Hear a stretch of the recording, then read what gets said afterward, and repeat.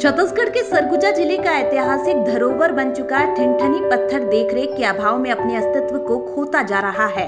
इस अनोखे पत्थर को देखने दूर दराज से लोग पहुंचते हैं, लेकिन ठिनठानी पत्थर के संरक्षण को लेकर ना तो पुरातत्व विभाग कोई ठोस कदम उठाता है और ना ही प्रशासन इस ओर कोई ध्यान दे रहा है।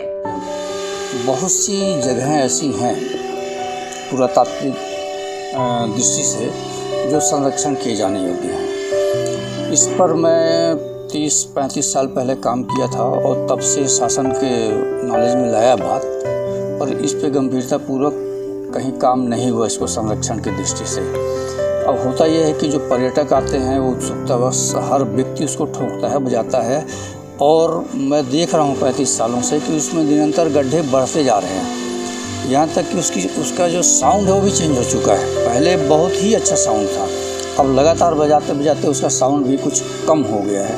तो संरक्षण की तो ज़रूरत है और प्रशासन को इस ओर ध्यान देना चाहिए। सिर्फ ठिनठिनिया पत्थर ही नहीं, सरगुजा में अनेकों जगहें ऐसी हैं जिन पे संरक्षण किया जाना चाहिए। मैं अभी रामगढ़ पे रिसर्च बेस काम कर रहा हूँ। अंबिकापुर के दरिमा हवाई अड्डा से लगे ग्राम छिंदकालो में एक ऐसा पत्थर है जिसे दूर दराज से देखने के लिए लोग पहुंचते हैं। दूसरे पत्थर से टकराने पर ठिन ठिन की आवाज आती है। अन्य पत्थरों को आपस में टकराने पर ऐसी आवाज नहीं निकलती। ग्रामीण क्षेत्र के लोगों ने इस पत्थर का नाम रख दिया ठिनठनी पत्थर।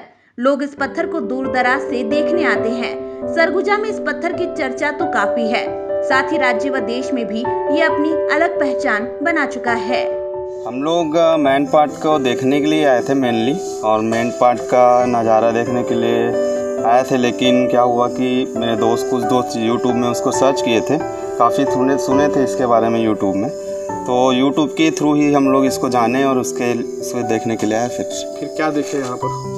तो जनरली तो साउंड के बारे में हम लोग सुने थे कि अलग अलग प्रकार के पत्थर से आवाज़ आती है, और जनरली पत्थर से ऐसे आवाज़ नहीं आती।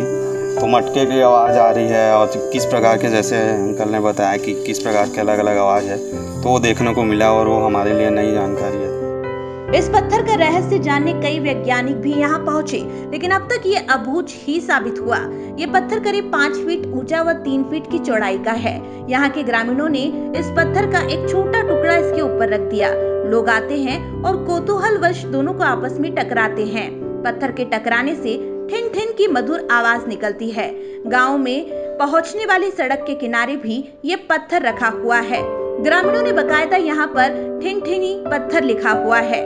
इस पत्थर के रहस्य को लेकर कई तरह की बातें और कहानियां सुनाई जाती है। यही नहीं, इस रहस्य पत्थर का इतिहास सरगुजा राज परिवार से भी जोड़ा जाता है। देखिए, ठिनठिनी पत्थर तो प्राकृतिक उत्पाद है। जब धरती बनी, जब धरती में बहुत गर्म बड़ा लावा रहा होगा, पृथ्वी टूट के छिटकी, उस समय टेम्परेचर के आधार पर बहुत से पत्थर रत्न, हीरा, मोती, माणिक्य में बन जाते हैं। तो सब धरती की विरासत। तो ऐसी ठिनठिनी पत्थर जो है दरिमा के पास में, उसमें कोई ऐसी बात हुई प्राकृतिक निर्माण के समय कि उसके अंदर मेटेलिक आवाज़ आती है। वो कुछ उसके अंदर कंपोजिशन, केमिकल कंपोजिशन या फिजिकल कंपोजिशन में उसका कुछ खासियत है, गुरुत्वाकर्षण के जी के मान का कोई कारण है कि एक विशेष उस पत्थरों के झुंड में एक पत्थर बसता है। और ऐसा बहुत दुर्लभ होता है, भारत में एक आध जगह और है शायद, लेकिन ये जो है वो विलक्षण पत्थर है। तो इसके बारे में ये कहा जाता है कि ये जब से पृथ्वी बनी तब से है, और 10 लाख साल से तो आदमी का अस्तित्व है धरती पर। तो 10 लाख साल से वो चला आ रहा है और आगे भी अगली पीढ़ी को जाएगा। वो बसता है, वो प्राकृतिक पत्थर है। उसकी रासायनिक जांच होनी चाहिए और उसके सुरक्षा, संरक्षण, ये दोनों की व्यवस्था होनी चाहिए। यहाँ पर सर मैं यहाँ से 15-16 साल तक हूँ। और यहाँ तो अलौकिक सबसे ही पत्थर दिखाई दे रहा है सर। क्या है? इस सामने जो पत्थर है, इसको हम नाग देवता करके मानते हैं इस पत्थर को। और ये पत्थर जो है आवाज़ देता है, मतलब एक पत्थर में कम से कम 21 आवाज़ है सर जी। मोटा पतला गहरा लेके 21 आवाज़ हम सुने हैं इसका आवाज़। इसका इतिहास क्या है? इतिहास सर ये तो मतलब राजा जमाना का है सर। हम लोग तो अभी इसका इतिहास मालूम नहीं है। इसे तो कहते हैं कि बहुत इतिहास, कई ठो कहानी यहाँ निकला है सर। दादा पुरखा मन का बताते हैं? दादा पुरखा लोग बता रहे थे कि यहाँ से तो कभी कभी यहाँ राम भी आए थे। हाँ, राम लक्ष्मण आए थे यहाँ।